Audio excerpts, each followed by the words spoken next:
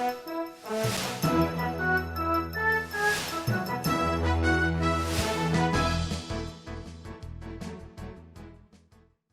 right, good morning. Welcome to Inside Pages on Metro Television. My name is Audu Moro. It's a pleasure coming your way. Here on Inside Pages, we bring to you what we believe are the biggest stories for the week based on what the newspapers are reporting. We invite the relevant guests and ask them the right questions. This week has been very dramatic, hasn't it? It's all about Alan Kojo Kyerematen, a former trade minister, a stalwart within the New Patriotic Party, a prominent figure within the New Patriotic Party. He said he doesn't want to have anything to do with the New Patriotic Party anymore. So he's broken away. He's left the New Patriotic Party. He's divorced a party he has been with for more than 30-something years. He helped to form that party in 1992. He says he wants to run as an independent candidate in the upcoming 2024 elections. Now, this news, when it broke this week, sent shockwaves, on the political landscape because of the type of person we're looking at, the caliber of person we're looking at, Alan Kojo Kyerematen. The MPP has been surprised. Many Ghanaians were surprised. Of course, it was being rumored that he was harboring such intentions, but many perhaps felt that he wasn't going to make it materialize or he wasn't going to implement it. But it has happened. Now we need to look at whether indeed what Alan Kojo Kyerematen has done is the wisest decision, great move, strategic move, or he is on a political suicide mission. That's what we're trying to figure out or unravel on our show this morning. My name once again is Moraudu. We'll take a short break. When I come back, I will introduce my resource persons. Quite a number of able and powerful guests that I'm going to be introducing after this break.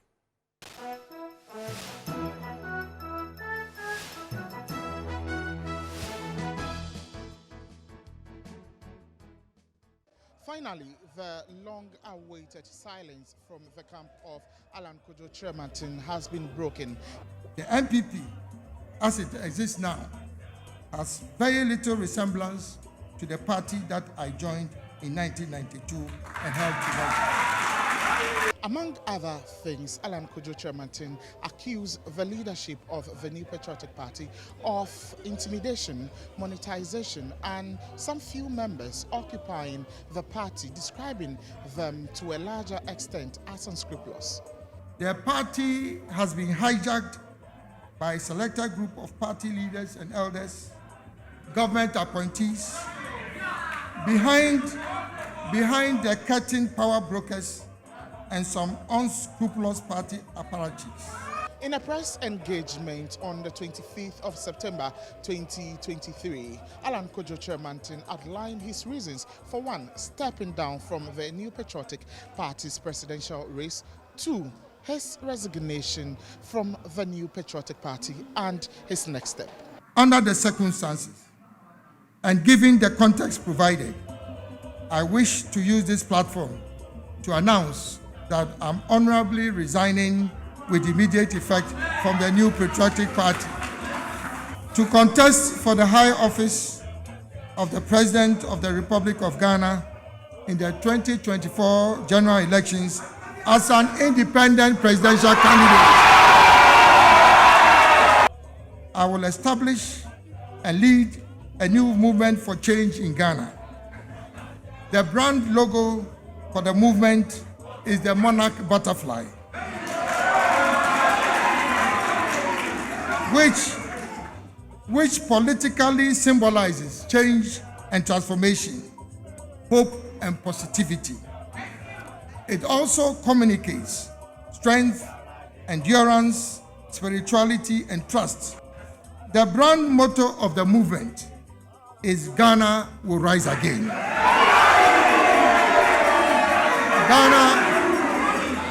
Ghana will rise again, which symbolizes hope for the future of Ghana. This phenomenon of a pervasive employment crisis is gradually becoming a national security threat, as evidenced by the recent Occupy Julobi House demonstrations.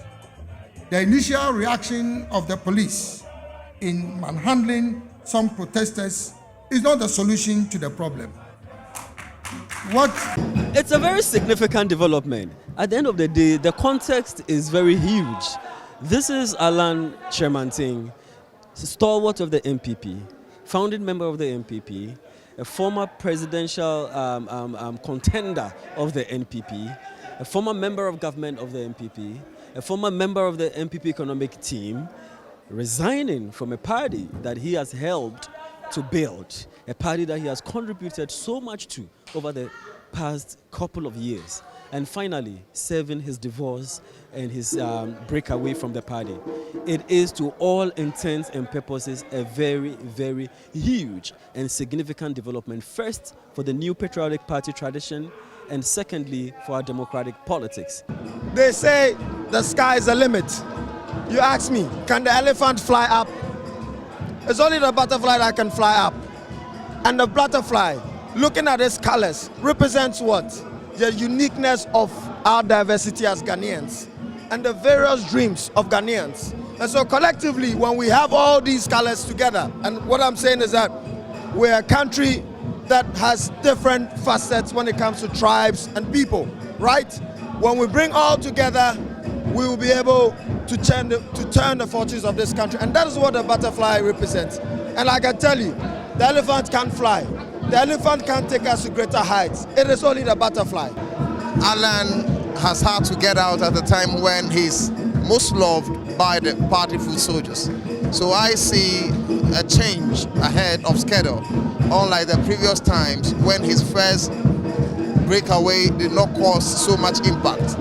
Now, secondly, he comes with somewhat credibility as compared to the other candidates that were contesting with him. So chances are that you're going to have a lot of the floating voters of especially MPP belonging to his camp currently.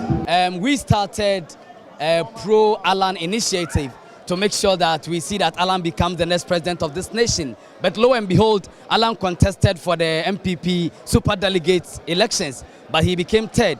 But due to stigmatization and then the way they treated him, we think it was not nice. So we, the youth of this nation, told our father, in His Excellency Alan, that he should withdraw from the race and contest for the independent position. What the butterfly signifies is hope, positivity, change, and transformation. If there's one thing you can't stop in this universe, in the world, it's change. And the youth are the bringers of change. And so there's nothing that we can fight. There's nothing that can beat us.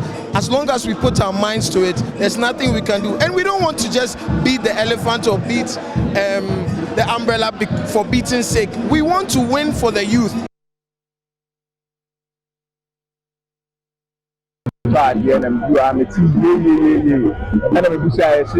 Chief Alan Kyerematen, the gentle giant, what you say here, what was sooner about MPP. Now, on or Papa could not say content grow. Let me do her now, will be able and I'm sure I was mentioning to me at the Kakaka.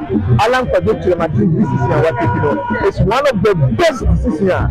Any leader of what this is able to me either actively at this crucial moment. Said here, a Professor Linda Akano was say, when you stay for too long, you spoil it.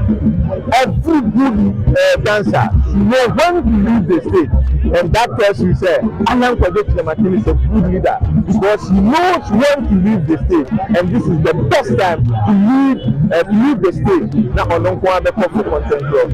Ghana needs a visionary leader. And I think, sir, in Ghana right now, the only visionary leader and the industrialists of our times are God, Alan Kyerematen.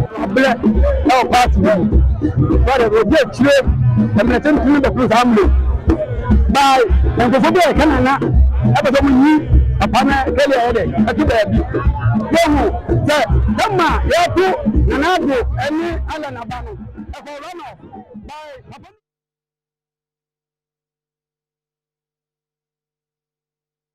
Sorry about that. So interesting reactions that greeted the announcement by Alan Kyerematen, a prominent figure within the New Patriotic Party, that he is quitting the party. He's jumping ship. He's jumping the MPP ship, and he wants to run on the run in the 2024 elections as an independent candidate. Now, the reason why he has left the party, according to him, is that he feels it's not been appreciated.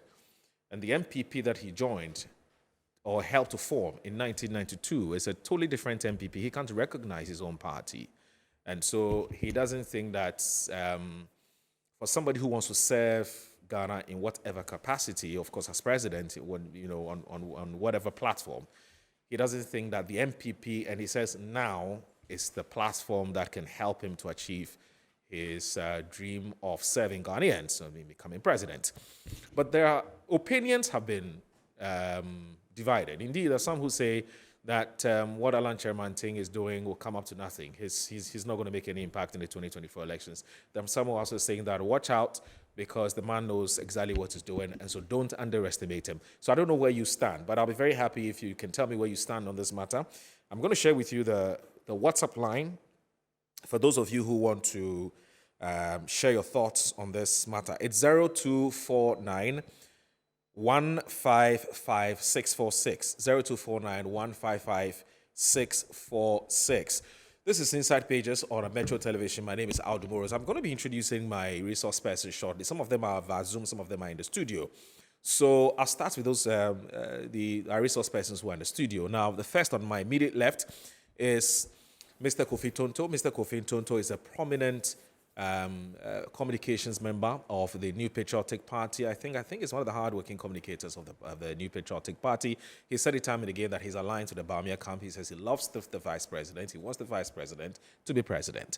And so he's been campaigning quite vigorously for him. At every opportunity he gets, he sells the vice president's message as well. He's here with us. Kofi, good to see you. Thank you very much for joining us.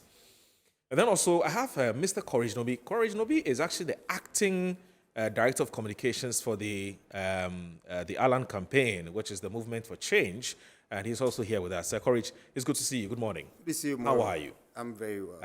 You're doing well. I mean, I've listened to a number of the interviews you've had, and I think that you're not doing badly at all. Thank you very much. I didn't know you're such a good communicator. After listening to you for years, I have to be better. You've learned a few tricks there. Yes.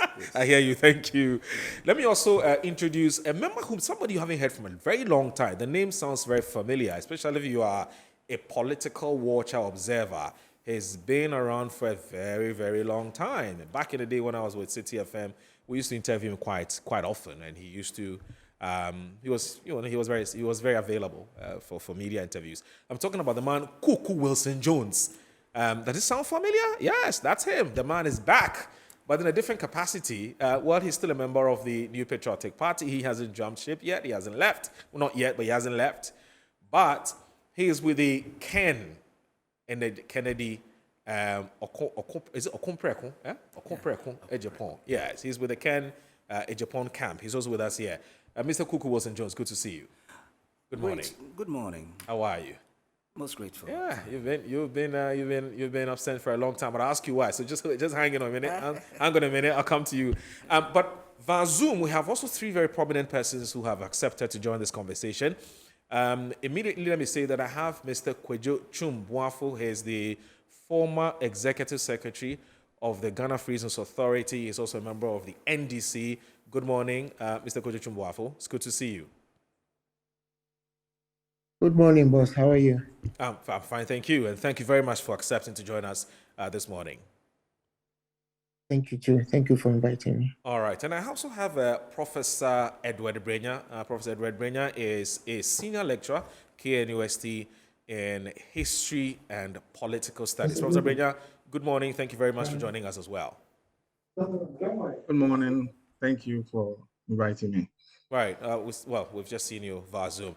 And shortly we'll be joined by Dr. Arthur Kennedy. He is a founding member of the New Patriotic Party, but he's a US-based physician. He will also be joining us at some point in the conversation. So I'll start with Courage, because it is his boss, that's the former Trade and Industry Minister, two times during Kufuor and also during Nana Dodonko Kufuor's regime. I'll start with him because he's the one we're talking about. His boss decided to quit the New Patriotic Party, citing the fact that he's not been appreciated in this party. The NPP has changed. It's no more the NPP that he knows. The NPP that we have today, according to him, has been hijacked by some cabals who call the shot. If you're not with them, then it means that you're against them. He said quite a number of things in media interviews. Now, Courage, I'll start with you. There are still people who are hopeful, and there are people who are still asking your boss to rescind his decision to change his mind and join the New Patriotic Party. I've heard the majority leader, Minister for Parliamentary Affairs, Osechi Mensah-Bonsu, in some of the media interviews. He says, look, Alan should have a rethink about his decision. Nana Komia was on Good Morning Ghana on Dr. Randy Abe's show just this Friday. He said he's still very optimistic that your boss will rejoin the party. Are those who are asking your boss to come back to the MPP, do you think that is this something that, is it a wild fantasy, or you still think that is that possibility for Alan to have a change of mind? Thank you very much, Moro, and I'm pleased to be here. I think this is my first time on your show. You have very beautiful studios. Thank you very much. And good morning to your viewers. For the movement for change, the Alan for President 2024 campaign, there's no doubt about the fact that the Honorable will be on the ballot come December 7th, 2024. Wow. The times call for his kind. We need the kind of leadership that is focused on getting results, the action-oriented and action-driven, results-oriented leadership, and that's what he brings. This is backed by solid character, consistent over the years, a life of credibility, public service with integrity, and I think that's what distinguishes him. And that is why we, as young people, are very much enthused to say that we'll work for him to become president so that this country would work better, so that we can have a hope for the majority of young people in order that they don't find it necessary to flee this country in search of greener pastures. At the end of the day, young people need jobs so they can live decent lives. And that is what he's been about all his life. Was it from Empretech in the early 90s, or Enterprise Africa, or even as minister, part 1, part 2, all he's been about is jobs. And that is why we're for him. But it's not just to say that, oh, he has a big vision. It's not enough to have a big vision, but to have the character and the competence to execute that vision. That's what keeps us excited about him. He's made a decision, he's very focused, and we are with him. I think all the sentiments that you have alluded to are belated. Okay. Yeah, they are belated. How about those who say, how do you respond to those who say that what Alan Kyerematen is doing, it's going to be, it's simply not achievable because you're trying to introduce something to the Ghanaian political, the Ghanaian body politics, which is to have a third force. Yes, it's not a political party strictly speaking, but it's a movement. It's still a political organization, if yes. For the sake of argument. Why would Alan want to embark on such a journey when you do know that it's a strange, what you can say, that it's a strange phenomenon, or it's a phenomenon as far as our body politics is concerned. I mean, Ghanaians would vote for their political parties. The worst they would do is to say they would abstain, but an NDC person would vote for the NDC, an MPP person would vote for the MPP, majority, I mean. So who really are you targeting to come on board this ship? I mean, who are the persons that you believe would say that, well, I've listened to Alan's message, but I want to vote for him? Who are your targets? Thank you very much. I think one of the endearing qualities of leadership is courage. Right. So if the person does not have the courage to make the tough decisions, it's not worth following. The reason why we are following because we find him to be a man of courage. And what you've said, these are sentiments of some people, clearly shows that this is a man who has the temerity to make the tough decisions. He's always been courageous, and for me, that is a thing. Is it consistent? Yes. His decision to even withdraw from the competition, to sit down, recalibrate, and say, I want to go on this tangent. We've seen it happen in our history before, both internally and globally and continentally. So it's not something that is impossible to do. But when we see courage, we follow. And one thing about courage is that it is actually very contagious. It is. And that's why a leader must have courage. Not just courage to do anything, but to do the right things, to do the right things rightly. And that is what Honorable Alan Kyerematen represents. It's a movement. Everybody, NPP, NDC, and most importantly, the apolitical are free to join. Okay. We floated our form for those in the digital space to volunteer. Right. And I can tell you the data we have receiving is interesting. Majority of them are not known political functionaries. They are apolitical. Apolitical. And they are coming on board. Now, if you have a candidate who is beginning to attract the middle, see, the membership... The floating voters. Yes. The membership of the NPP is no more than 2 million. Right. The rest are sympathizers. Right. Sympathy is not perpetual. It can change. Yeah. Same with the NDC. You mean it's fleeting? It's fleeting. Right. It's sympathy. I can have sympathies for you today, and tomorrow have it for Kofi. Right. And that is what is happening. So people should not think that... Do you have any figure to share with us in terms of the number of people who are so far showing interest in this movement? It's difficult to put that together because beyond what we are eliciting from the internet, we have people calling and sending messages and all that. So I'm sure in the next few weeks or so, we'll be able to channel some figures rightly. What I can say is that within 30 minutes of floating the form, we had over 1,000 people volunteer. Huh? Within 30 minutes. Let's leave it there. Thank you. Let me come to Mr. Kofi Tonto. Mr. Kofi Tonto, you've lost such a prominent figure in your party. The reactions that, as I gauge it, has been quite varied. We've seen what Shema Wuntumi has said. We've also heard what Anakomi has said. We've heard what Chairman Sabonsu has said. And there's quite a number of other prominent figures within your party in terms of how they reacted to this. I don't see any unison in terms of the party's position on this matter because it appears some are happy he's left, some are saying they're sad he's left. You speak for party government. Tell us, what is the position really? Well, of course, I've heard Justin Kudia, so I can say that's the party's position per se, reiterated. What is the response or the reaction to, first of all, Alan quitting the party, and secondly, some of the reasons that he's giving, which is that he doesn't feel appreciated, which is that the field has been skewed. I'm talking about the internal contest. And also, thirdly, he doesn't think that, he can't even recognize his own party that he helped form in 1992. He says the party has changed totally. How do you respond to some of these claims? Oh, sorry, your microphone is off. Please put it on. Thank you. Yeah, thank you very much. A very good morning to you and to my colleague panelist and to Kojo, who's also on Zoom. Right. Interestingly, Kojo and I know each other, but he doesn't know we know each other. Right. So after the call, if you can share contacts. Right. I wouldn't want to say how we know each other here. Right. But once we talk, he will know exactly what I mean. So a very good morning to him. But coming back to your question, I think you are right to reference the General Secretary because he is the person who embodies our party. He represents our party. And his position is our position. And his position is that it's sad losing the Honorable Alan Kyerematen. And I share in that view. He was a stalwart, someone who contributed immensely to our party. Anyone who stands anywhere to discredit the efforts of Honorable Alan Kyerematen is simply not an honest person. He's done so much for our party, and him being in our party is a great addition.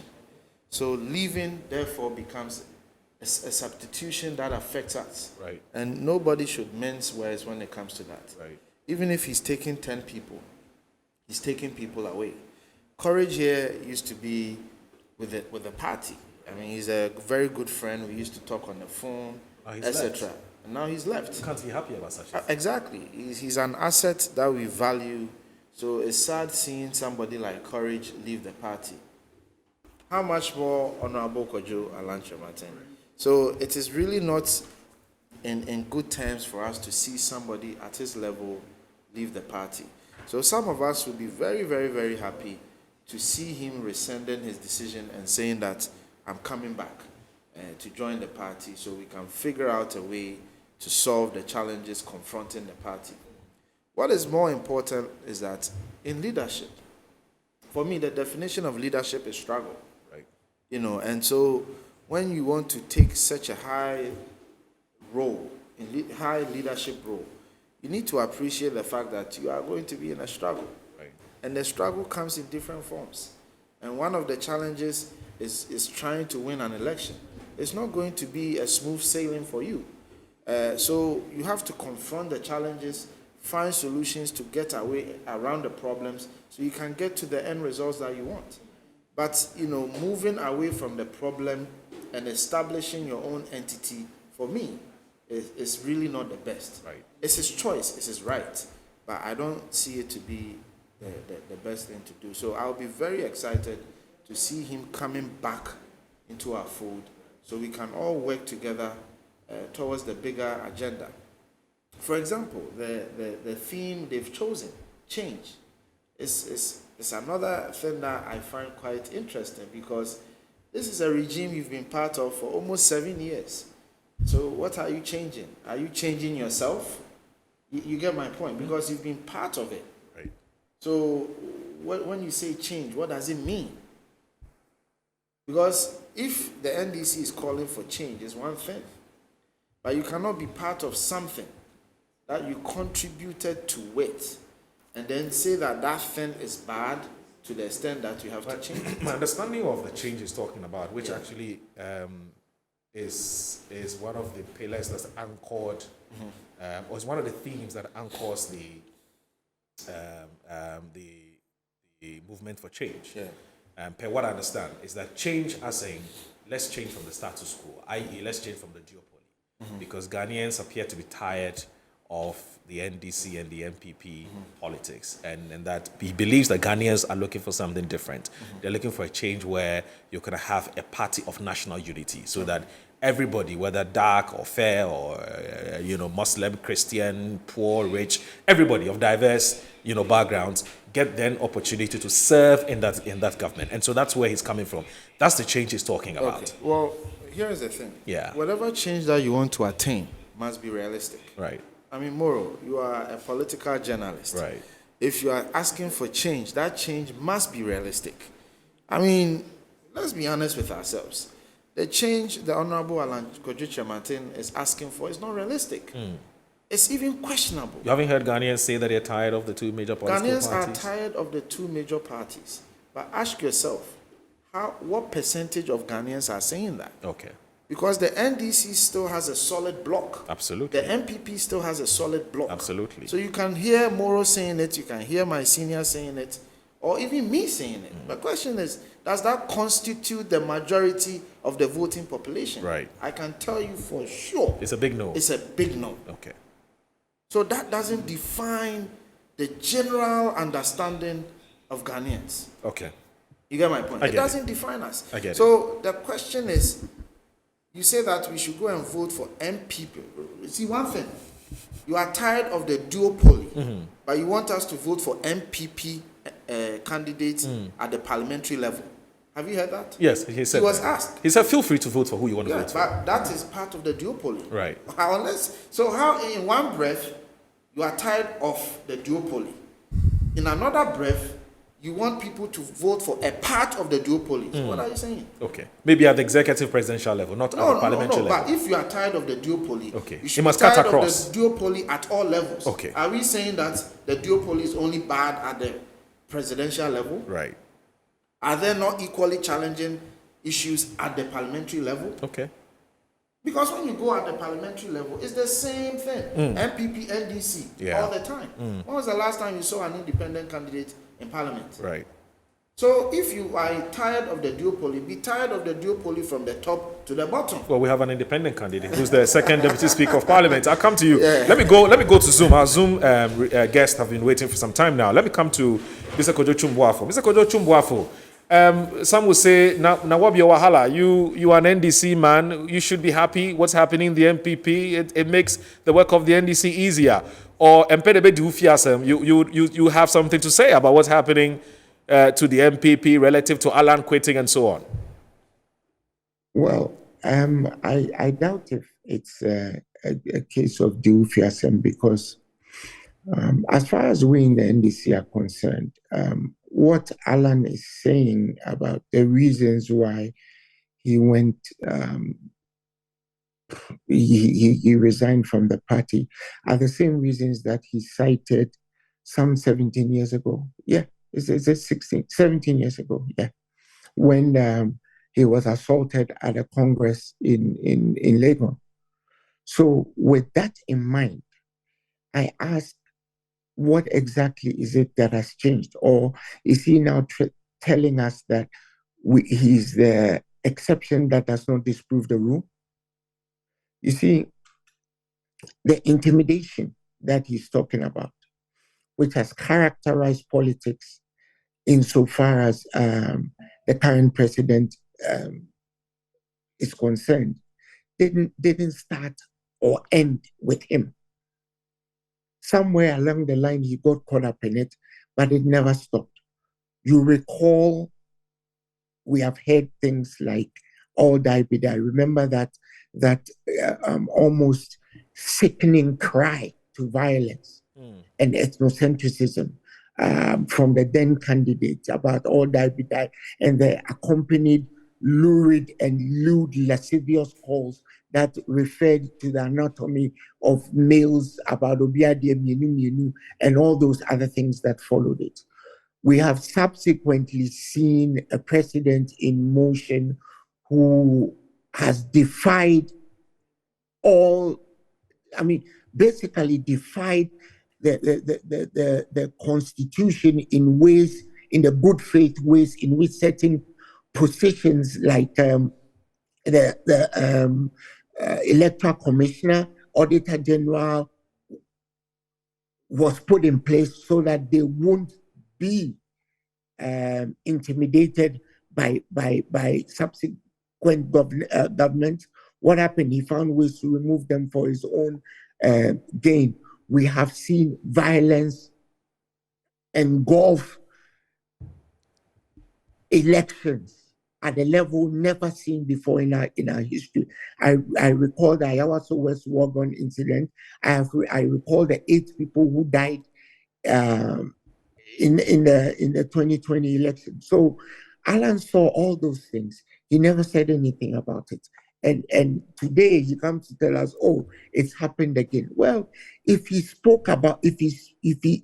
acted then, maybe he would have saved us some of what has happened. You see, Alan, unfortunately, is an epitome of the Niemöller paradox.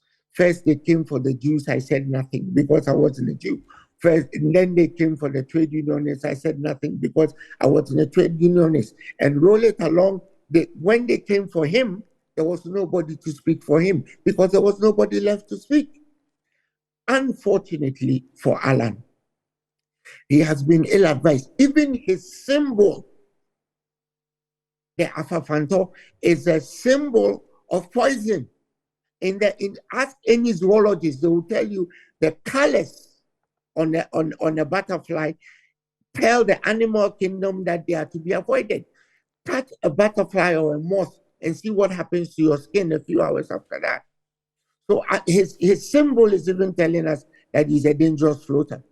He's in there for himself. You remember the cash for seed scandal. He was a trade minister then. What did he say? He came onto national TV, sat in parliament, and gave us a verbose explanation of what wasn't. And then immediately after that, he was cleared by the same clearing agency of which he claims he has divested himself of. Alan Kyerematen is part or was part of the much vaunted economic management team. Remember the economic management team that was so solid, and then all of a sudden it turned to gaseous. It acquired its latent heat of vaporization and vaporized right before our eyes. He said nothing then. So as far as most of us political watchers are concerned, nothing new is okay. No new matter has been created. It's like in the chemistry analogy. No new matter is created. He's just trying to recycle a career that most of us deem has failed. He was promised the presidency by right by Akufo-Addo in that famous speech that the Kufuor gave, that since President Kufuor had promised him the presidency, he was also promising Alan the presidency. But like many people, including the 30 million people in Ghana, he has seen that the Kufuor has double-crossed all of us. Remember, I would take care of the public purse. Is that public purse being taken care of as we speak? As we speak today, Ghana is bankrupt, completely bankrupt. We live in a country where the former ex-wild Chief Justice goes to the finance ministry with his seat and asks for money that he has legitimately earned as a pension, because as we speak today, all of us have seen our savings vanish in smoke. Alan Kyerematen has never addressed any of that. All he's telling us is that he has resigned because 17 years after the first intimidation, he has been intimidated again. That's not good enough. That's not good enough. Okay. I'll come to you, Kojo. I've quite a couple of questions for you as well, so please hang in there. Let me now go to Professor Edward Brenya of the KNUST. He's a senior lecturer. Prof, once again, thank you very much for accepting to join us. Now, when you heard the news that Alan had resigned, or he had, broken away from the New Patriotic Party, I'm wondering what your reaction was. Did you say, well, you saw this coming, or you were also surprised as some Ghanaians? And a follow-up question is, should we just take the reasons that Alan has given face value, or you think it's much more deeper than that? He's on a certain mission. Good morning once again to your able listeners. I think that I wasn't surprised when I heard finally that he said he was leaving the party, because there were rumors moving around where some said he was going to leave. We heard he was going to form a new party, and at a point in time, some people denied it. But I think what is more important to me is what my colleague, the MPP communicator, alluded to.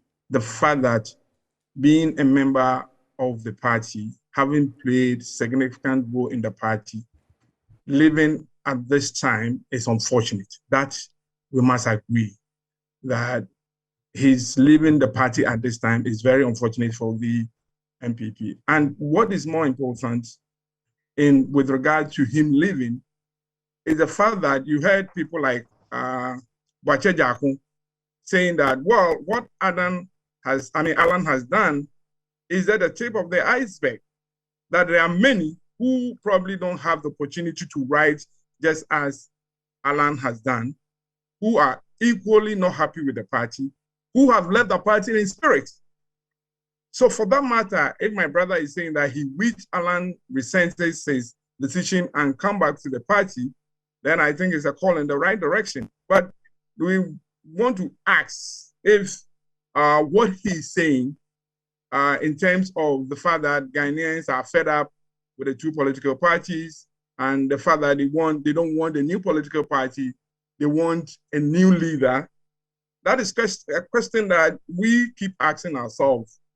If indeed the movement that my other brother for Alan is saying that, oh, the movement is doing very well and the movement is likely to produce a presidency, is a question we keep asking ourselves. Are we there that the Alan Kyerematen movement for change is likely to produce a presidency in 2024? However, we must also admit the fact that Alan's moving is something that will greatly cost the MPP. I want to say that in principle, and for two reasons.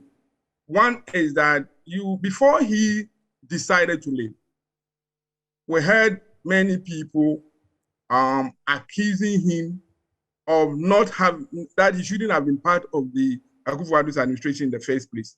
When they felt that Alan was not being treated well, you said people complaining about that. So for that reason, sympathizers, you are going to have people who at this time, because of the current state of the economy, because of the performance of the government so far, and let me say some attitude of government functionaries who are not so much happy with the current happenings, who for that reason may not be that active, or apathy may set on their part in 2024 for the MPP. So if you have those people sympathizing with a candidate that they think has not been treated very fair, and they decide to either support the candidate or use us as the basis of not going to the pool, then of course it is going to cause the MPP, and that is the more reason why the MPP as a political party should follow the call of the majority leader and others and rethink about how they handle Honorable Alan Kyerematen's decision to leave the party. Interesting. Do you see from where you sit? I mean, you were born and bred in the Ashanti region. You're an Asante. You have worked there. In fact, as we speak, you're a senior lecturer here in UST. How much of an influence or how much of a cloud does Alan Kyerematen have in the Ashanti region? And I'm asking you this because you're not a politician, strictly speaking. So you would tell us dispassionately and objectively what type of person or character is the MPP and Ghanaians dealing with? I mean, what kind of clout, political clout, does Alan Kyerematen have in the Ashanti region so that we then can be able to make sense of the kind of electoral effect or impact he can have on not just the MPP but of course generally in the Ghanaian politics, because we're looking at the numbers in the Ashanti region. Tell us this, and do you think that Alan genuinely wants to be president or he has an ulterior motive? So 2 questions in one. If you can do that briefly for us, Prof, I'll be very happy. Yes, so in terms of Alan and his influence on Ashantis or Ashanti region, I think that going that direction would be more of ethnic politics. So I wouldn't want to push the idea of ethnic politics. So I'm going to look at it generally as Alan and what Alan stands for in Ghana, for which Ashanti region and Ashantis are part of, right? I believe that, as we have really agreed, Alan, for a very long time, was seen as someone that the current president had promised that he was going to support to become the next presidential candidate, or if we will, if Ghanaians give them the nod, become the next president, right? But here we have a situation where Alan, all of a sudden, you don't hear the president reiterating the promise that was made. Alan, and for some reason, people think that the president is supporting the vice president's candidate, even though he has not come up openly to say that. There are many who feel that the party itself, MPP as a political party, and the Kufuor's administration has not treated Alan well. And those are the ones that I'm talking about as the sympathizers, right? Put that aside. There are many who were complaining that he shouldn't have been part of the government in the first place, for which he stayed for 7 years. And as is rightly said in Ghanaian adage, that if the shark comes from the sea to tell you that the sea goddess is dead, you don't challenge. So this person is coming out saying that, well, I was part of an entity that I shouldn't have been part in the first place, but I accepted. And I feel that, yes, I stayed, but having stayed for 7 years, I'm realizing that things are not right. And I'm moving. Well, as to whether that is genuine or not, that will leave Alan to say. But for me and where I sit, I think that is more of a reaction to a sort of pain and disappointment that the MPP as a political party has caused. And I feel it's more of Alan saying, enough is enough. If this is what you want, I'm going to break away and I don't care the consequences. That is what I see. Whether the movement is going to be able to produce a president is a big question that we are all thinking about. In terms of numbers that you can take away, if we are looking at over 200,000 delegates that vote on November 4th, Alan will not make any difference if it is the delegates. But if we are talking about the masses, the voters, the ordinary people who already are fed up, who are tired because of the hardship of the economy, because of their hopes that were never achieved, Alan will certainly draw away some people. Wow. And even if he draws away 2 people, that is cost to the MPP. And then the MPP needs to take that into consideration. That's interesting. Dr. Arthur Kennedy is also a founding member of the New Patriotic Party, and he's a US-based physician. He's written a very interesting article on the need for a national movement, and in fact, it was based on which we invited him to join this conversation. He's joined us all the way from the United States of America. Doc, good morning. Thank you very much for joining us on Inside Pages. Good morning to you all and to your listeners and viewers. Fantastic. Now, you have an article and is entitled The Need for National Movement. Now, let me quote a portion that sort of relates directly to what is happening. You say, the truth, my fellow Ghanaians, is that Ghana does not need candidates focused on this next election. It needs a movement committed to saving Ghana for the next generation and subsequent ones. We need a movement to save not just the Fourth Republic of Ghana. If we wait for the pain and anger brewing in our youth and amongst the poor to explode on our streets, no walls will be high enough to protect anybody, and June 4th would be like a child's play. Time and the tides wait for no man, and they wait for no nations either. The Roman, British, the Ottoman, Zulu, Ghana Empire, we model ourselves on are all dead. We need a movement to execute a peaceful constitutional revolution. That revolution will restore the Ghana that Aborigines Rights Protection Society, the Fanti Confederacy, the Ashanti warriors who fought the British at Nsamanko, in Sagrenti, under Yasantua, as well as all our founders fought for. We need a nation where there is work paying a living wage, those who are willing to work. We need a nation where the sick will not die because there are no beds while the rich and powerful get care abroad. And then you say, you humbly propose a National Sovereign Conference summoned in our name by some prominent citizens. These are 1,000 delegates drawn from workers, TUC, teachers, blah, blah, blah. What are you saying? Well, good morning to all of you, and I apologize if I have to go over old grounds. I think that the nation is ripe for a third force. For the last maybe 20 years, Afrobarometer surveys have shown an increasing number of Ghanaians, 35, going to about 45% in the last Afrobarometer survey 2 years ago, who say that they do not have confidence in the two major political parties. We have an unusual confluence of circumstances. Ghanaians are not doing well, as the protests on the streets are showing. The NDC has picked John Mahama, who is somebody who is already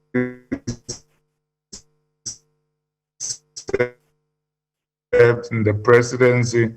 So on the ground, you see that even some NDC members are disappointed in face. And of course, we've seen what is happening in the NPP. That call for change. And I think Alan's action is interesting. I think that maybe he short-circuited the process for the movement a little bit, but that is another matter. I think that the NPP has had trouble brewing in its ranks for some time. As people who are listening know, I have repeatedly borne witness to the problems in the party and been punished repeatedly for speaking my mind and speaking truth to power.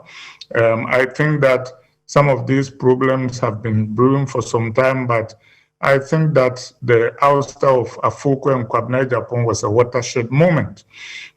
And as Kojum Pianim and then recently Kufuor acknowledged, things have not been well in the party, and I think that the party leadership have allowed things to deteriorate. There were a lot of points where things could have been done to correct the slide. They were not done. And it might be a little bit too late to put the toothpaste back in the container. Of course, as to the people who caused our slide to where we are, there are a lot of names. Of course, Nana Addo Dankwa Akufo-Addo and the Chibi Mafia lead the list of corporates, but they had a lot of help all over our party and across all generations. Ambitious people who put their stomachs ahead of the public interest, who put their interests ahead of party principles. And if I may say so, good people who could have done something but did nothing, including former President Kufuor, who I thought was a good president but was derelict when the party was facing danger, and you should have stepped forward, try and challenge the aberrations that have now come to consume the party. Of course, Alan too was there when some of these things were happening, and he didn't say nothing, so his hands are not completely clean. But be it as it may, nobody is perfect. So I think that Alan's movement might be early and that there is time to go before we finally get to an election. I think the natural thing or the most auspicious thing for the movement supporters to do is to look for a broad coalition like I called for, hopefully including Alan, and broaden the movement beyond the monarch butterfly. The butterfly is a good insect, but sometimes numbers are powerful. So maybe by the time we get to election day, the symbol may have changed and the number of people may have changed so that we can bring on board all the people that I mentioned in my article, workers, those who are demonstrating on the street, teachers, lecturers, and others. But having said that, I think that he or any other movement can have an effect because, as I pointed to earlier, if you have up to 40% of Ghanaians dissatisfied, that is a very powerful base to start from. If you add the fact that some disaffected MP people might vote for him, then you can say that it is very likely that at the minimum, looking at the 2020 election results, Alan is going to take this to a second round.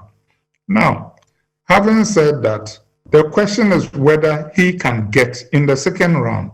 So those who say he's committing political suicide, we don't know that. I think that we have a year to go, and a year in politics is a very long time. So for now, he can take this to a second round. Can he get into the second round himself? I think we shouldn't write him off because I ask those of you listening, that is assuming Alan is the movement's candidate. I don't know that he would be eventually. But if he were, imagine yourself, election day 2024. Think of the typical Bantuma or Menchia voter walking into the polls all by himself or herself and seeing Alan or presumably Bawumia and Mahama and others on the ballot. I think that there is a scenario where if Alan did all the right things, and he's already made some mistakes, if he did all the right things, you can see that typical Bantuma or Menchia voter voting for Alan and then voting for his or her own party's parliamentary candidate. And this is not far-fetched because in the MPP, independent candidates have taken on parliamentary candidates and beaten them before. So it is conceivable that quite a number of people, depending upon who lines up behind Alan, the kind of campaign he runs, the issues, his performance in the national debates, where he can get to, how he frames his message, the kind of communication help he gets, there is a remote chance that he can get into the second round. Can an independent be elected president of Ghana? It doesn't look likely, but it is possible. Benin did it in 2006 with Yaya Boni. We also know that President Macron of France virtually started an independent movement, and parties historically have died before.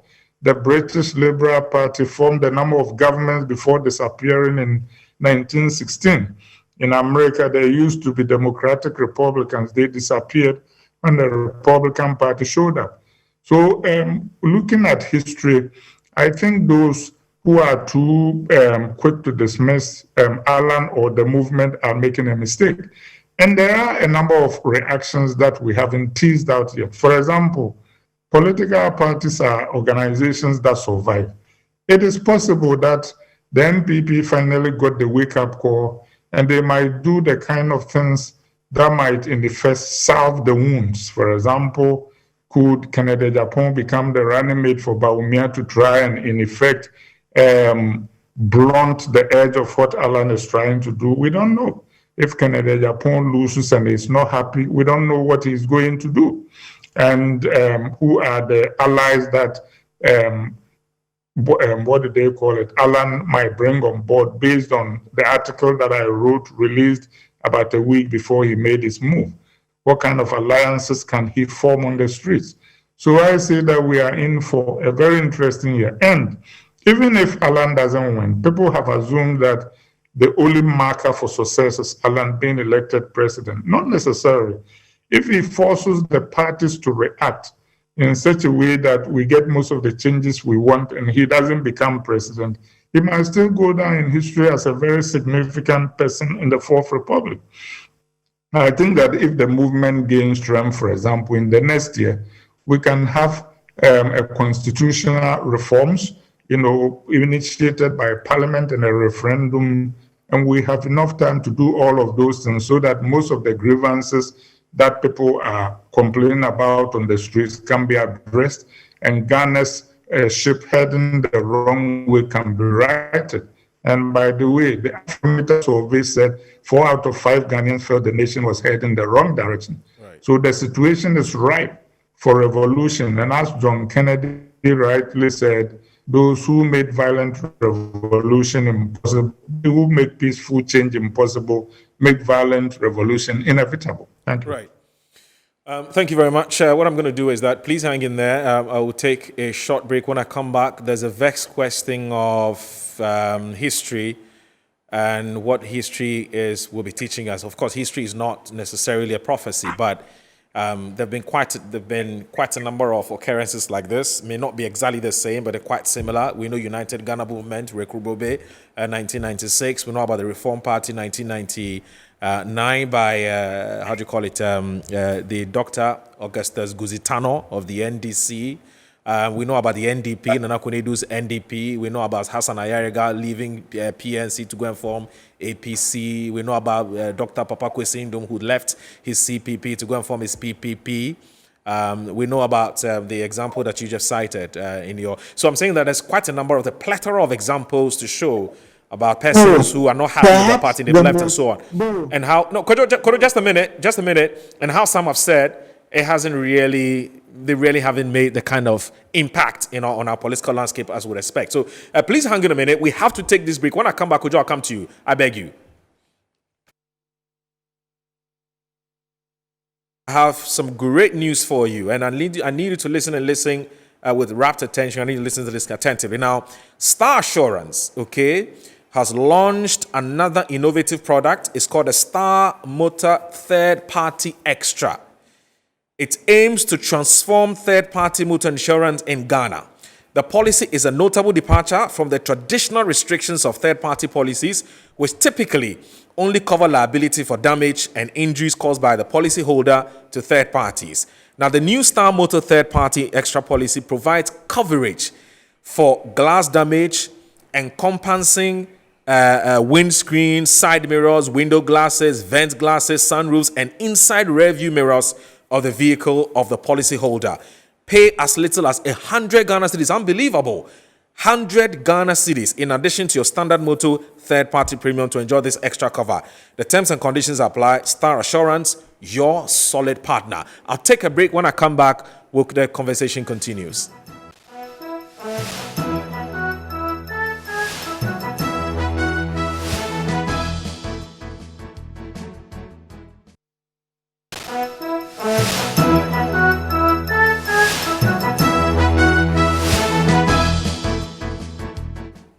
Welcome back to Inside Pages. My name is Aldo Moro. Thank you very much for staying with us. Let me just say that we have been talking about Alan's exit and what it means for Ghana's political landscape and even for him himself, and whether he's doing the right thing or whether he's on track or he's not on track with the decision he's made. Now, let me come to Mr. Kuku Wilson-Jones. He's a member of Kennedy Ejapon's campaign team. Kuku, once again, let me say thank you very much for joining us. Now, your boss has been talking, actually. He's been talking tough, typical of him.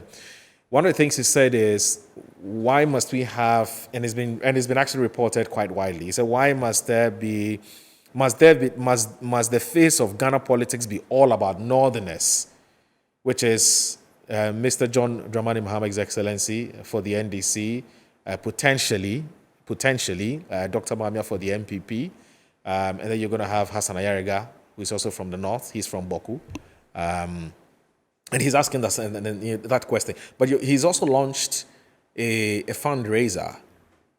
But so first of all, what has he been up to? What has Ken been up to? Well, thank you for the opportunity. Ken is a simple man. He's been with the party, and he thinks that after watching the ins and outs of the party, I think this is his time. One of his messages has been that, look, this is our time. We must go beyond certain, framework and then get to certain things that we never thought about. There's this mysticism about, a lettered person or a doctor or a professor makes a good manager. It is untrue. There's no forensic, evidence to that. But his message is simple. There are problems within the party. I mean, you can see that all the time people have made complaints.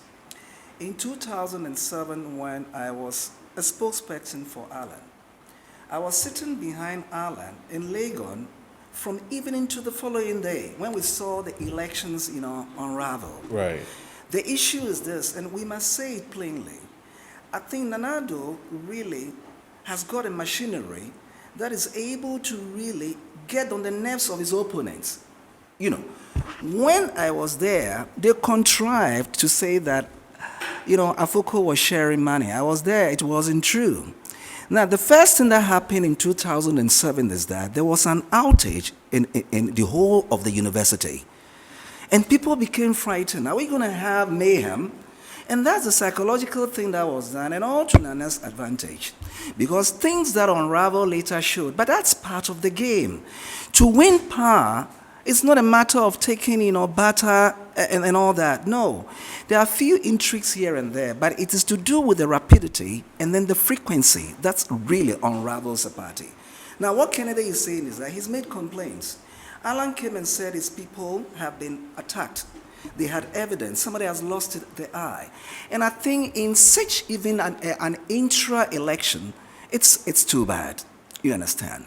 I remember in 2008, I was on radio. Are you suggesting, based on what you're saying, is that you're not surprised that Alan quit or left Oh, the sure. party? I'm telling you, it is. Look, I spoke to people. I have not spoken to Alan since 2008. Okay. When he dismissed me, not for inefficiency, but he said I should not handle a topic. Okay. And that is where I realized that Alan hasn't got, not the resilience, but he wants to please everybody. Look, I'll tell you an example. I went on the program in 2008 with Yofi Grant and Kweku Baku. Kweku Baku is look, he's not been announced. He's a Nana's man. Right. He's been speaking for Nana all this while. Then Alan tells me, when you go on the station, don't talk about my resignation or anything about it. I say, yes, sir, I won't do that. When we're on the program, it's part of the agenda. Kweku Baku and Yofi Grant brought the issue up. And the issue is that they were maligning Alan. I couldn't sit there like a toad. So I responded and I said, look, I'm telling you, as I speak right now, there is a live intimidation of Mrs. Chikabatia. And I'm telling you, it is true and all that.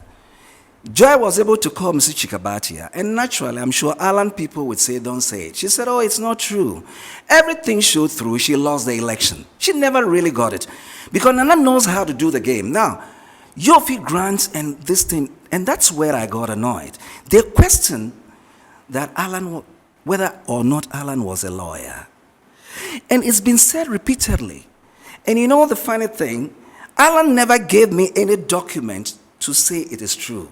Up to now.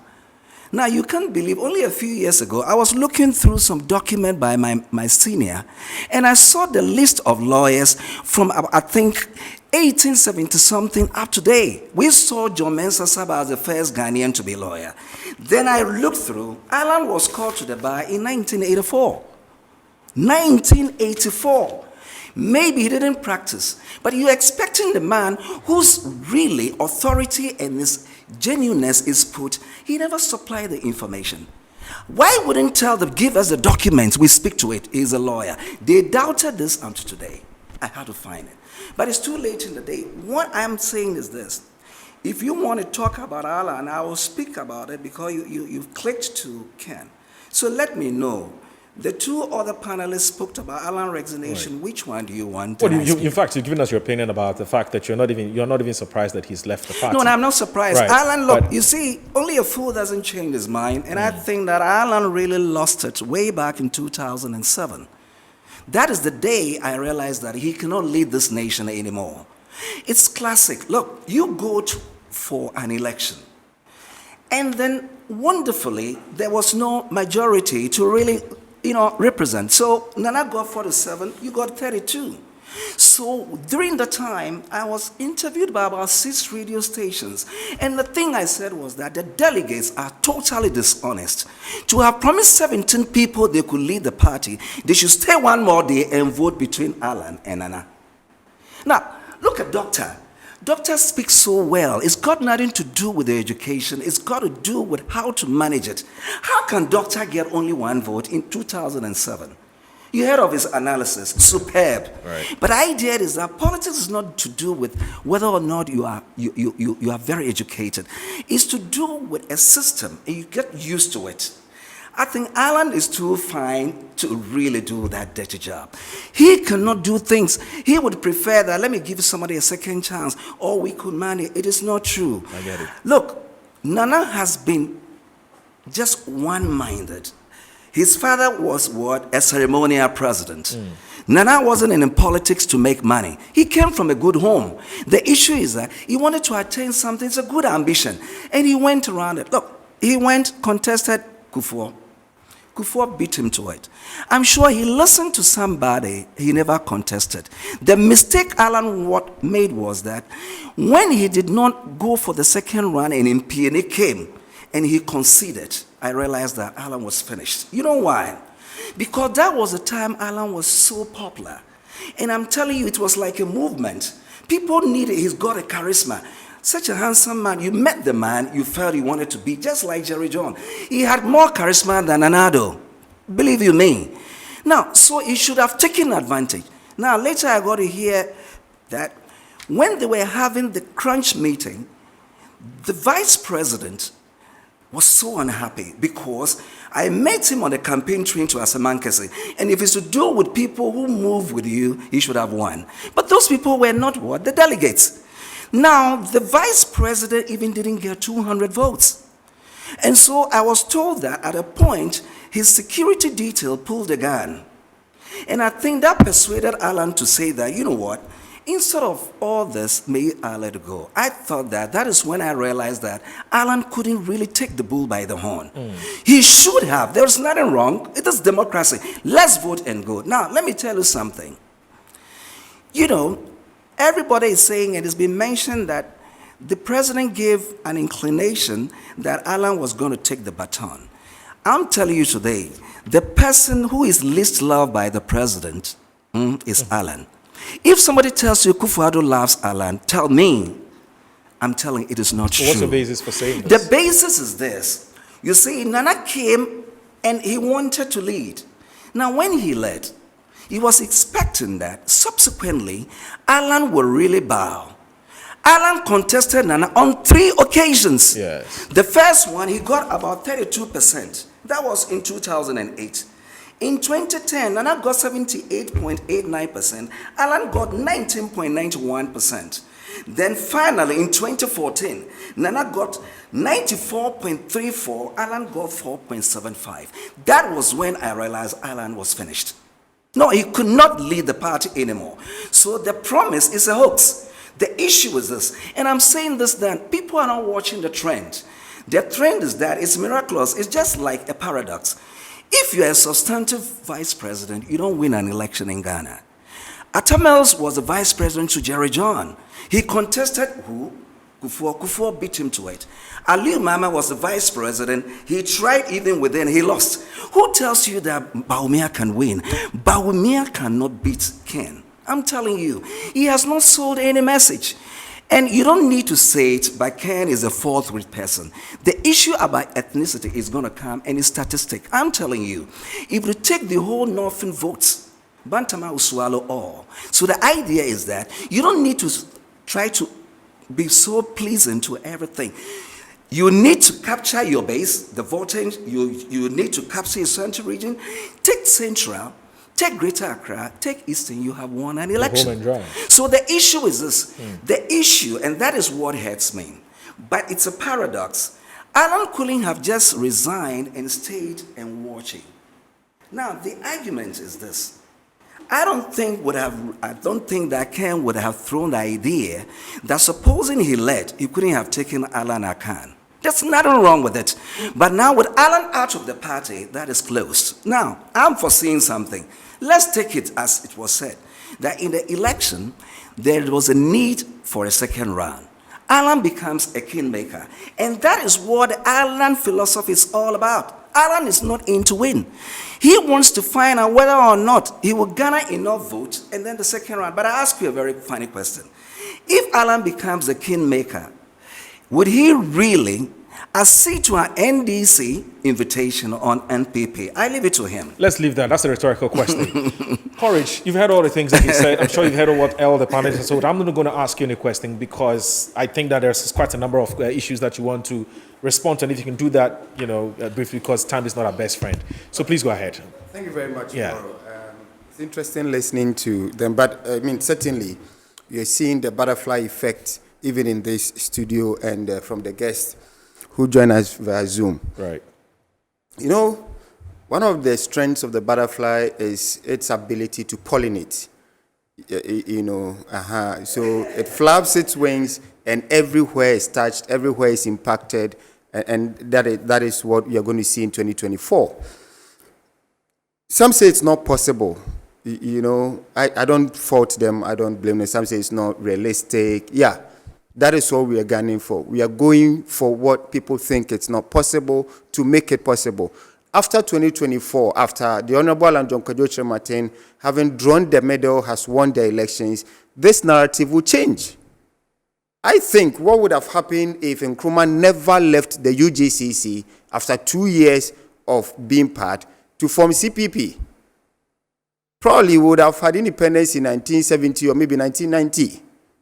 So it takes courage to gun for, in 1949, I was wondering what history there was as to people leaving an establishment, to go solo. So we have no doubt in our mind that this is going to be a difficult task. We have no doubt in our mind that it is going to be challenging, but we know it is possible because we are following a courageous leader, and we want to follow that leader to make him. What is the NDC's problem? Are they saying that Honorable Kyerematen should have stayed and remained and continued to suffer with his followers? No, but they are beginning to have the effect on them. See, Muro, on this phone, I can show you at least 3 members of the NDC that I know who have come forward to join the movement. So I understand why they're on ease with them. Did you get it? The movement is moving, the butterfly is flying, and they are all worried, and we understand that. But trust me, 2024, December 7th, it's going to be interesting in this country because this election, we are not going to make it about anything other than the issues that matter for national development. Okay. Yes. Right. It's about jobs, it's about industrialization, it's about our environment. Those are what the issues are about. It's about inflation. It's about exchange rate. That's what the issues are about, actually. Bread and butter. Yeah, bread and butter. At the end of the day, everybody wants this country better run. They want a management. Nobody wants to live with sustainable corruption. Nobody. So you said it right. This is a movement against the establishment. And the establishment here is MPP NDC. The fourth Republican establishment is what this movement is against. So if they are apprehensive, we understand it.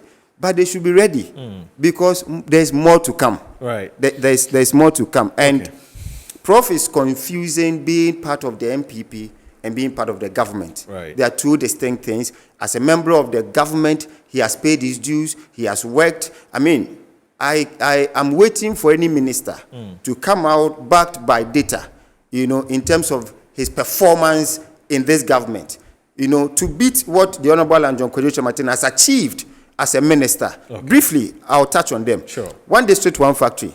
After 4 years of managing it, under him as the ministry, you have 294 projects that were initiated, 126 of which are complete and operational, creating 160,000 jobs. Put that aside.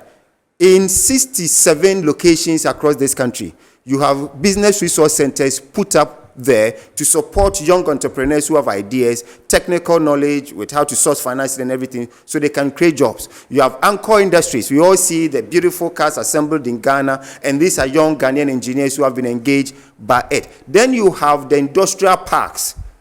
See, land tenure issues in Ghana, you are aware. It took this message that, you know what, let government move, let the ministry move, acquire the land, and ensure that security of land tenure, so that investors can come in and put their money. This is what we are talking about being thoughtful. The great transformational plan. Are these things that, are these his vision that he implemented, or the vision of the very president and the party that he has issues with? So this is how it works, all right? Let's assume this of us in the studio. This is a cabinet. You are the president, right? I come to you as the mandate you have gracefully given me as a minister, yes, right? This is it. First of all, it starts from the manifesto.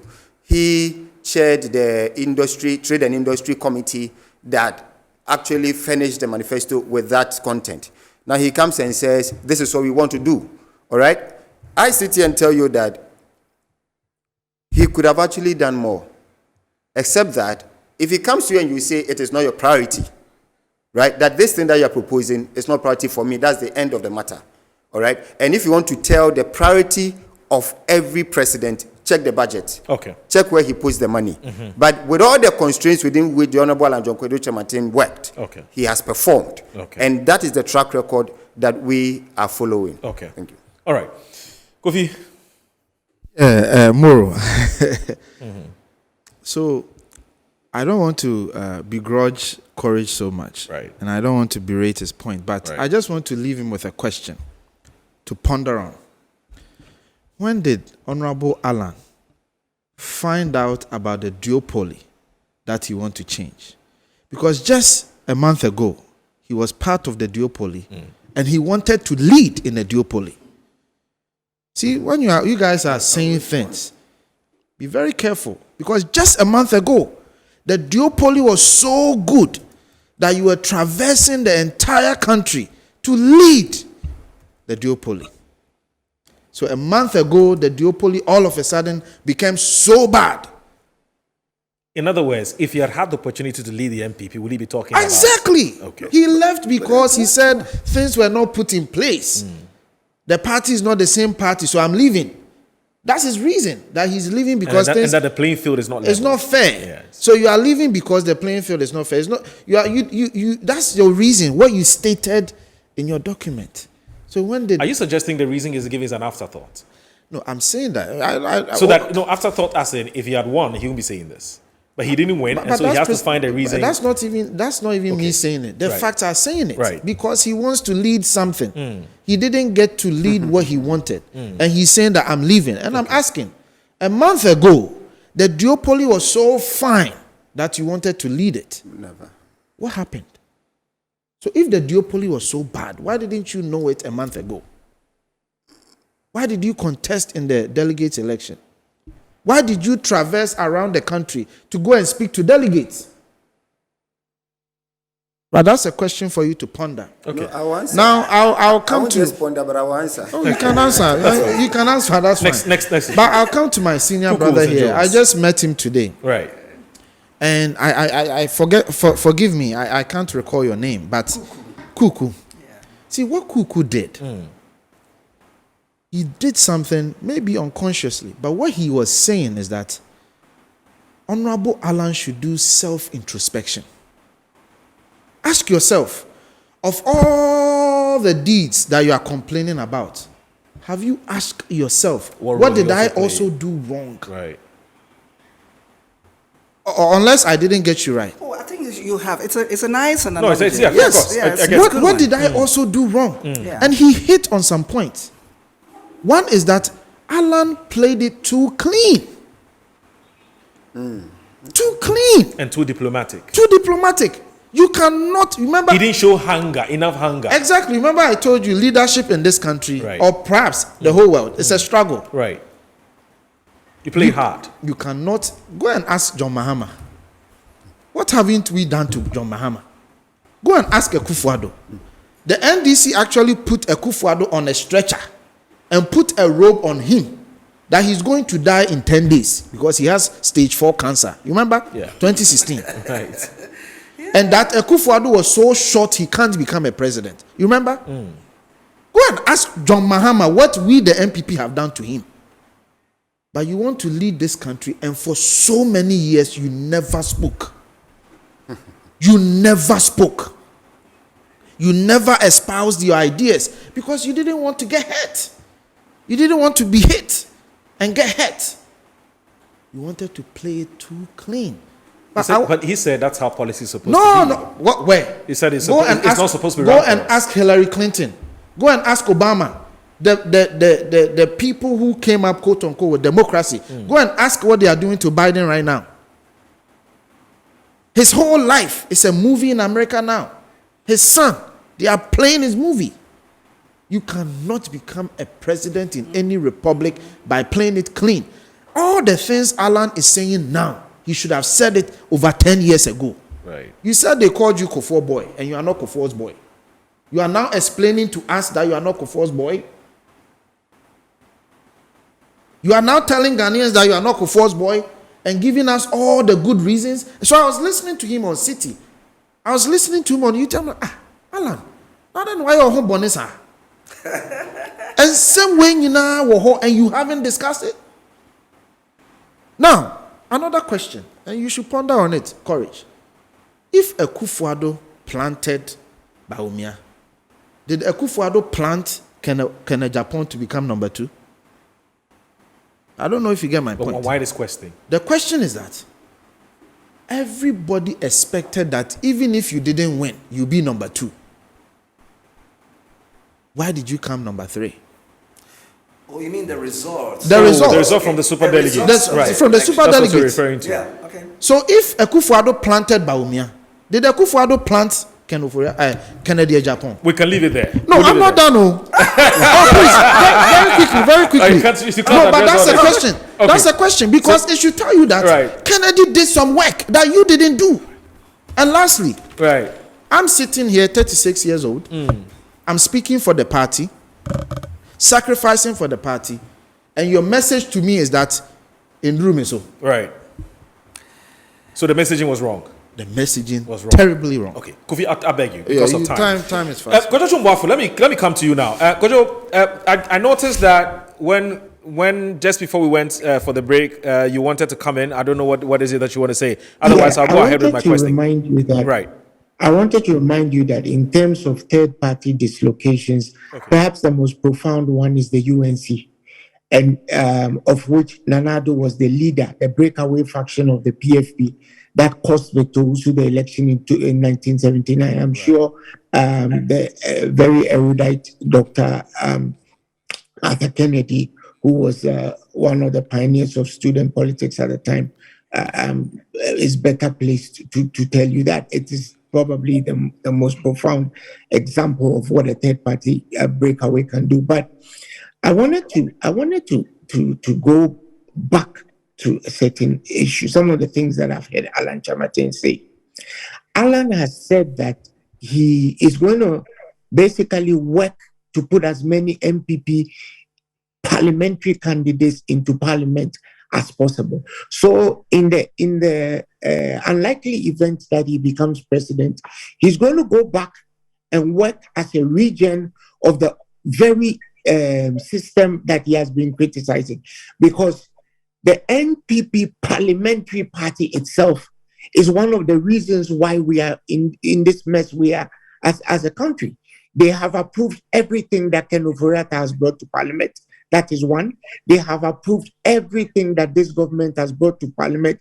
They have gone as far as tracking in a sick MP who had a stroke into the car park of parliament so that they could get a vote passed.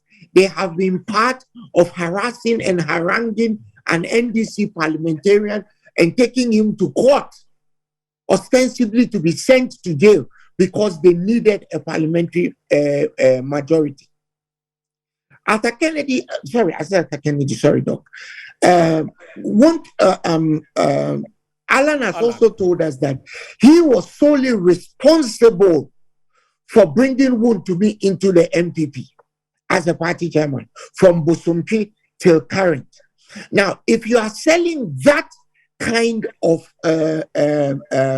political CV as part of your narrative and the reason why you want to be president of Ghana, that makes very, very good reading.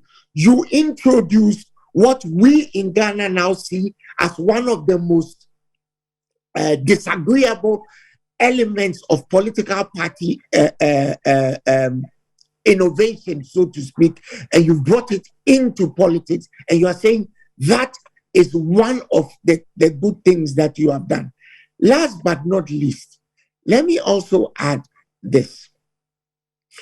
2024, the NDC as a body politic, as a party, is not faced about whether the NDC, whether the MPP divides into 2, 3, 4. The MPP is sufficiently at war in and of itself because of the bad governance of President Akufo-Addo and his Akim Mafia. I didn't say it, Arthur Kennedy did. Arthur Kennedy started speaking out eons ago. Alan Kyerematen was a minister, then he said nothing. So as far as the people of Ghana are concerned, they will see Alan Kyerematen as just a region of becoming president at all costs. We've seen what happens when you vote for somebody who wants to be president at all costs.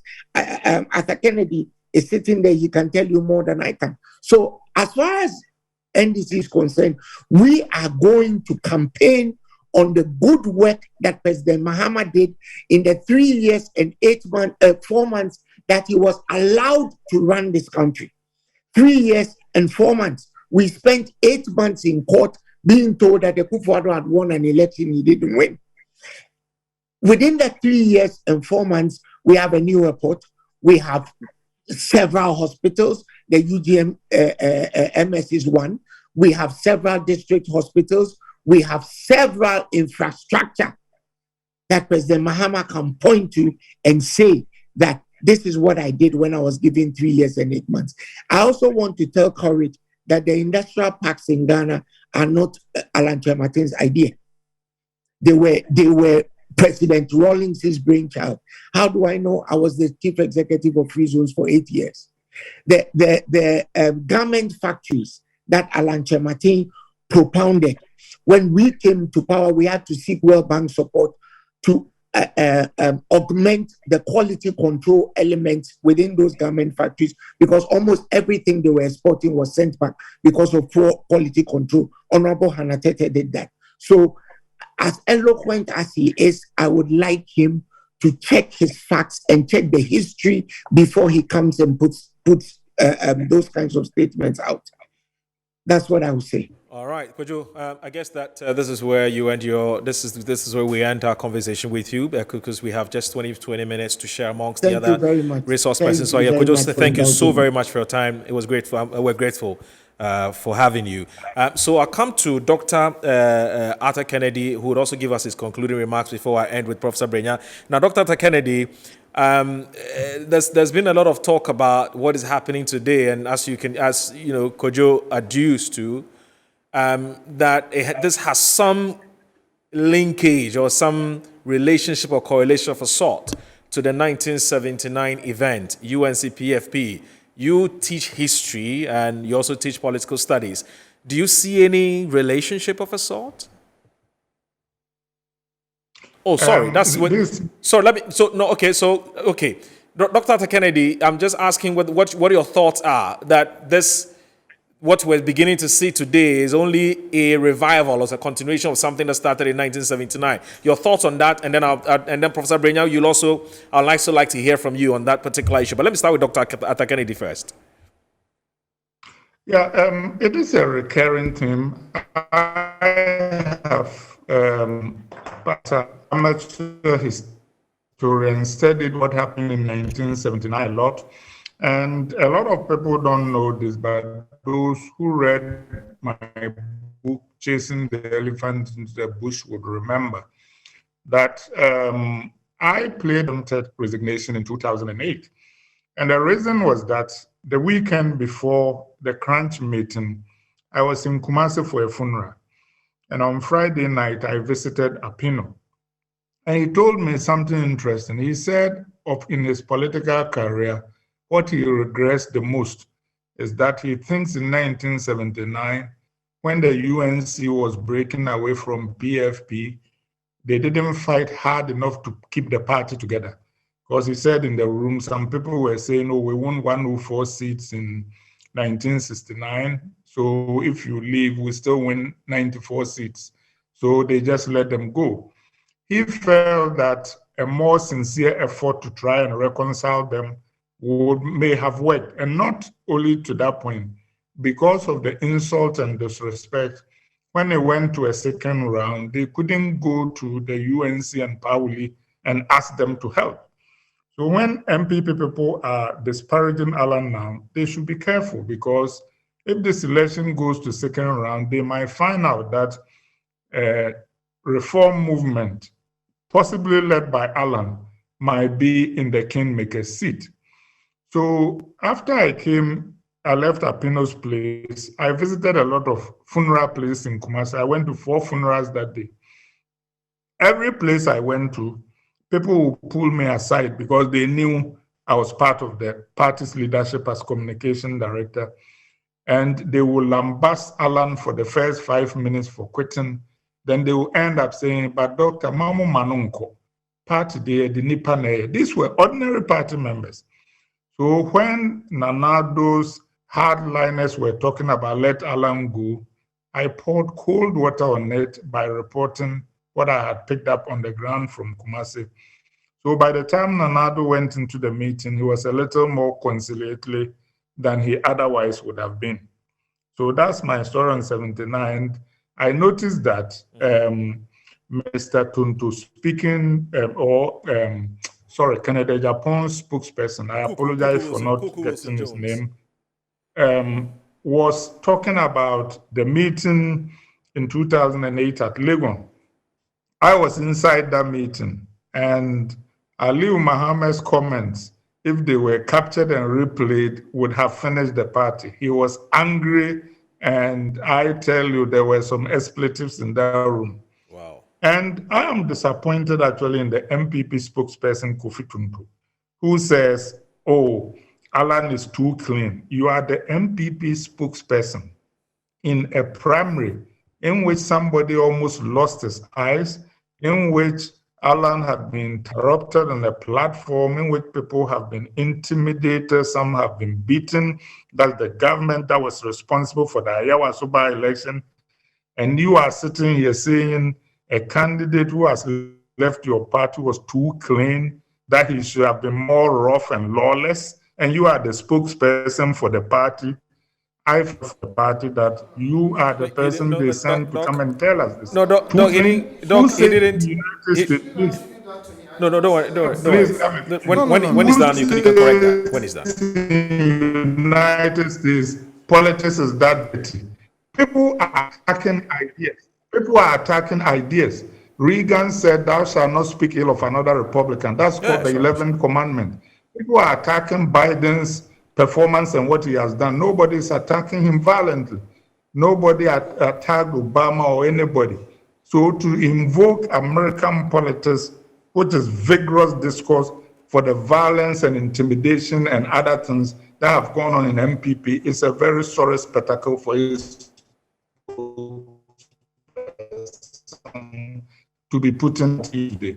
And I do, person, you should be careful about what you say about Alan, because after the second round of this election, Canada Japan might be following Alan. So let's be careful. Okay. Because the things we say, just like we're saying about Alan, we might have to eat tomorrow. Okay. Thank you. Thank you. Thank you very much. And this is where I'll also end our conversation with Dr. Kennedy. No, I'll come to you. I'll come to you because of time. No. Otherwise, you would have to come No, back. I'm saying that you have to let Doc No, he's stay. watching. He's watching. Yeah, he's watching. because you can't. He's watching. Don't worry. You can't do that. Yeah, no. Yeah, We I have to haven't respond- ended the show I have yet. to so don't respond worry. to him. Yeah. So, Doc, so Kofi said there's something he wants to say briefly before you leave us. Doc, are you there? Hello, Doc. I'm here. Yeah, sure. Kofi wants to quickly Yeah, react to I mean, something you Doc, said. I'm here, happy. Doc, I'm very surprised at the approach that you took, because I wasn't talking about violence. Clearly, you didn't listen to me. I was talking about the fact that for the longest time, Alan didn't talk. He wasn't coming out to speak politically because he wanted to play it clean. The clean I'm referring to was that he didn't want to put out his ideas for people to hit back at him. So that's what you meant. I wasn't talking about violence. Being violent. So how could you? Okay. How could you in any way misconstrue what I said to violence, etc., and all of that? Please. Okay. With all due respect, Doc, I never said that. So kindly don't All right. attribute things to me that I never said. I hope you're clear in your mind now what Kofi was actually suggesting, contrary to what you thought he said he was saying. I am not clear. I'm not clear.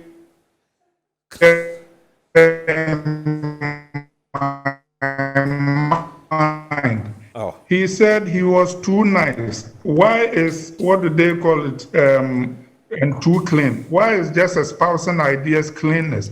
Okay. We saw a lot of the things that happened, the intimidation during the primary and others. I was As the party even before the spokesperson, election. You are should talking be about trying election. to You are explain talking about that- two different things. It means he doesn't believe what you're saying. He wants to give his own interpretation. Well, to then what he you can do that. He should But admit to he's say doing that, his own interpretation. Some had been, I think that Okay. the context, the context of what we are talking about require that you as the party spokesperson explain the kind of things that have already been echoed by Kujum, PNM, and Kufuor. Yeah. It means there are problems, and you should be explaining those problems and reassuring the public. Okay. Doc, thank you. Have a good day. Let me come to Professor Brenya. Prof, if you can also do this briefly for me. There's a lot of talk about really the fact that this won't really have any impact because of, there is historical records to show NDP, PPP, the Reform Party, and so on and so forth. Prof, what do you have to say about this? Well, I think it's interesting, but before I even get to that, let me respond quickly to Courage. I believe the name is Courage. Who Yes, Courage was Nobi. saying that I was confusing. Yes. Yes, I was confusing being part of government with being part of the NPP, and I asked him on what grounds was Alan part of Akufo-Addo's government? Was it there because he was an independent person that was picked, or on what grounds? And he want to espouse clearly some of the achievements that Alan made, making it look as if Alan was independent of Akufo-Addo's government. And if he's claiming that Alan did all those things that we can credit him and praise him for, would Alan also take part of the blame as being part of the government? I leave it to him. But moving on to the discussion that has been going on so far, I think historically, yes, we might want to say that independent movement or parties that have emerged has not so much made an impact in terms of winning an election to become the president of the day. But we should also pay attention to the existences of time, right? Just as Dr. Kennedy said, the time that we are in now, right? The time we are in a moment where majority in Ghanaians feel that things are not going well. Majority in Ghanaians feel that there is somehow a need for a third force. If you come to the parties as it is now, and as our history has always shown, at the end of every 8 years, the other party, the supporters of the losing party, that is the duopoly, the supporters of the one that have lost, that are still in opposition, get well mobilized, as you have seen the NDC doing now, very mobilized, trying to make sure that they win election. And then those on the other side, that form government, who feel disappointed, as we are seeing in the MPP now, are the one that mostly you have apathy setting in. Of course, we can also run away from the fact that you are having, even though initially I did not want to get to the ethnic politics, you are having Alan coming from Ashanti region, an area where both two parties feel, both the NDC and the MPP feel that they have to get their acts together and get a lot of votes from Ashanti region. If that is going to happen, let's ask ourselves. Courage was alluding to the fact that, yes, NDC people were going to vote. Well, there might be one or two NDC people who may not be happy and try to join the movement, which I don't see that happening. So who is Alan attracting? It's going to be the MPP. And I just asked Dr. Kennedy alluded to, if Alan succeeds in pushing the election into the second round, what happened to the MPP? I really don't think that, as we are seeing right now, politically, that anybody could just sit there and say that we can compare Alan's movement to the movement that has occurred in previous years and previous elections. There is a totally different year. Alan is going to make a difference, but that difference is not going to affect NDC that much. The difference is going to affect the MPP, and the MPP needs to understand what is happening. Okay. At this moment, they need to understand what is happening. Okay.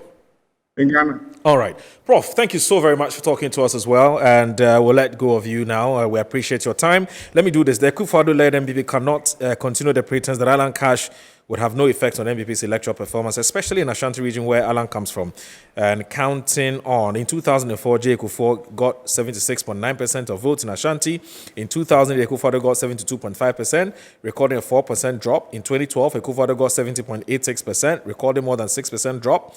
But in 2016, Akufo-Addo got 76.2%. The argument is that when an Ashanti isn't in, on Alan wasn't really involved with the Akufo-Addo in 2000 and 2012, the MPP votes dropped to about 6%, and when he returned in 2016 and fully followed Nana Akufo-Addo everywhere that's well involved, it means the Ashanti MPP votes went up 76.2%, recovering the lost 6%. Alan is a force to reckon with. Koku Mauli Nane Ba.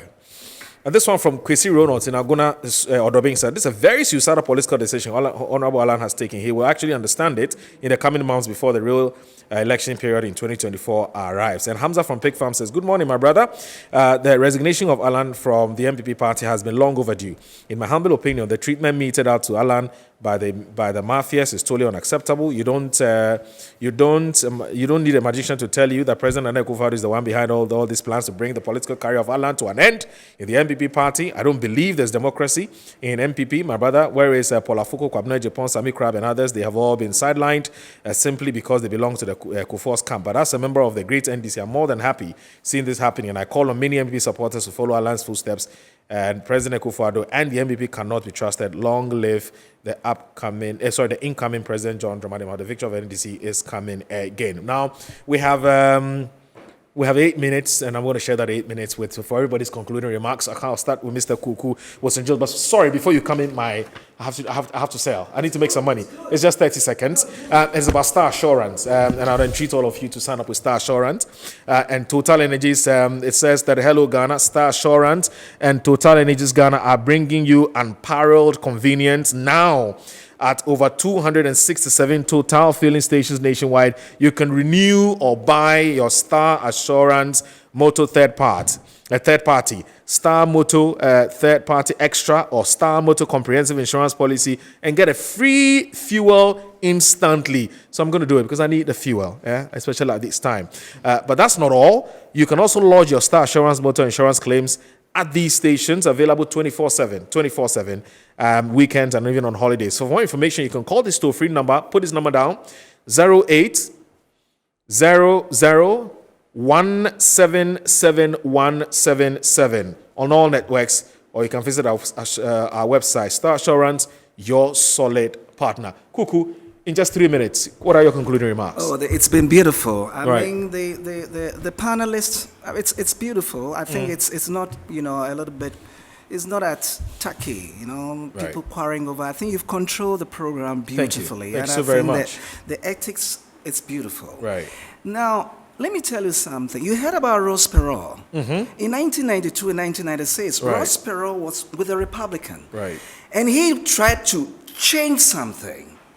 He spent a lot of money. Now, he couldn't win any seat. He withdrew.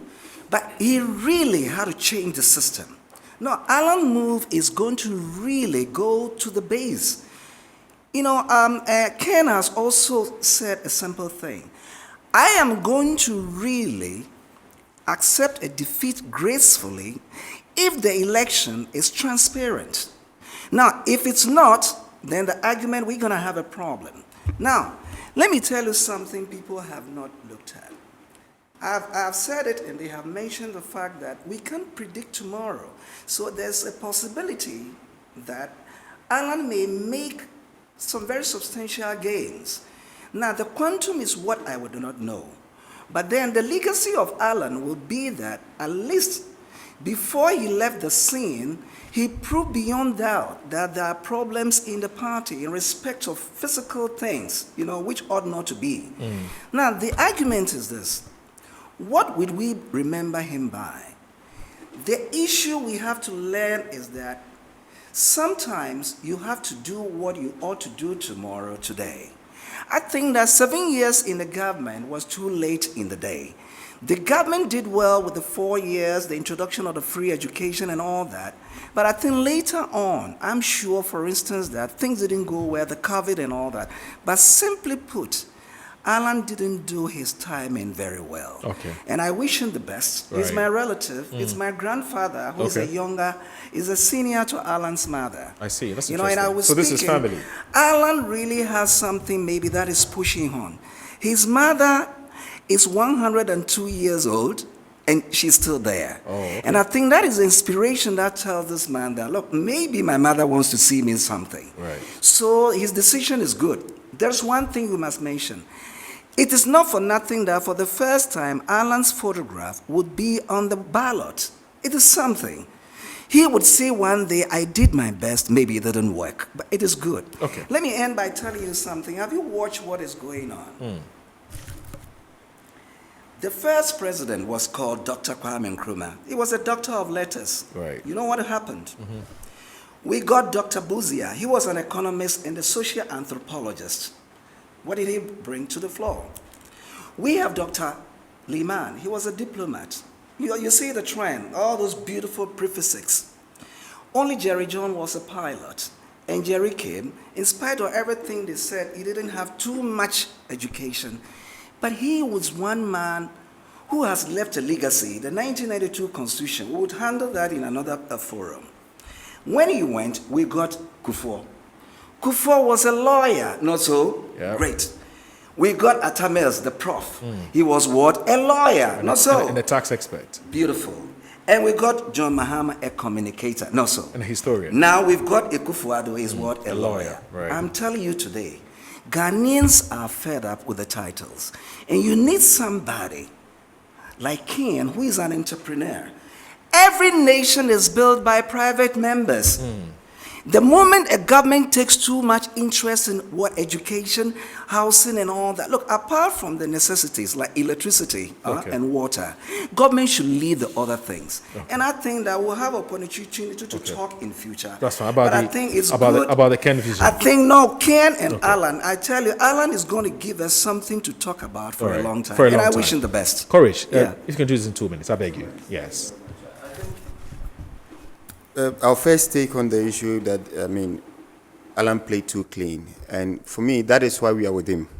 You see, the very nature of what the politics of the Fourth Republic has become now is a problem. The results that we are seeing, is the result of how the players played it. You get my point? And the reason why we can trust him is because he played clean. And that's what we want. I have been told several times that, and they say it in Tree, I'll say and then render that. Kofi is saying that get real. It's not an ideal situation. Sometimes you need a bit of a mafia. The mafia mentality to be able to do well, especially in African politics. I was told that to wait, we don't do politics with truth. Right. Now, nothing that is based on falsehood can bring development. Right. So the result of the politics of lies, politics of without principle, and all of that, which Alan has shunned. by playing clean is what we are seeing. Okay. And that is what we don't desire. Right. On what grounds is Alan part of the government? At the end of the day, until he resigned, he was a member of the party and a member of the government. He contributed his quota very well, whether to party or to government. Why? What was the expectation? That he would deny the nation his expertise. It is because of that expectation that probably he was right in saying that what we need is not another political party, but a leader, one who has the capacity to do things. And that is what distinguishes him from the rest. Okay. See, entrepreneur, wonderful. But the fact is that under Honorable Alan John Kwadwo Kyerematen, just one model, one policy, one district, one factory, you're talking 160,000 jobs. Not a single entrepreneur has created that much. So at the end of the day, it's the one who understands public policy and how to leverage that to create more Canadian Japons. Okay. That is what we're talking about in Alan Kyerematen. Thank you. See, Moro. Please go ahead. Moro, when I was talking, I said that, and I said it in tree. Say, Alan, now who wants some way na ubetimi aka odi ahye wo ho. What I was talking about was that Kofi Tonto is Kofi Tonto because I speak on radio. People hear me. Right. Kwaku Bakun, Samia Wuku, all the prominent. Let's even take this young gentleman, Sami Gyamfi. Right. What made Sami Gyamfi?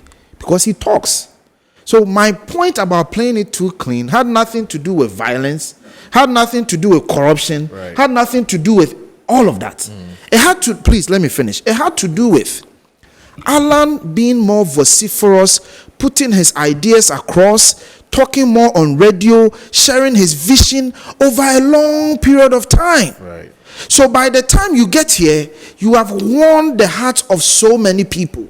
But you played it too clean by staying back, not speaking, not talking, because you didn't want people to hit back at you. Right. Can I say something? I think the word clean is bringing a lot of ramifications. Okay. So I think change the word. The word clean means that, so I think maybe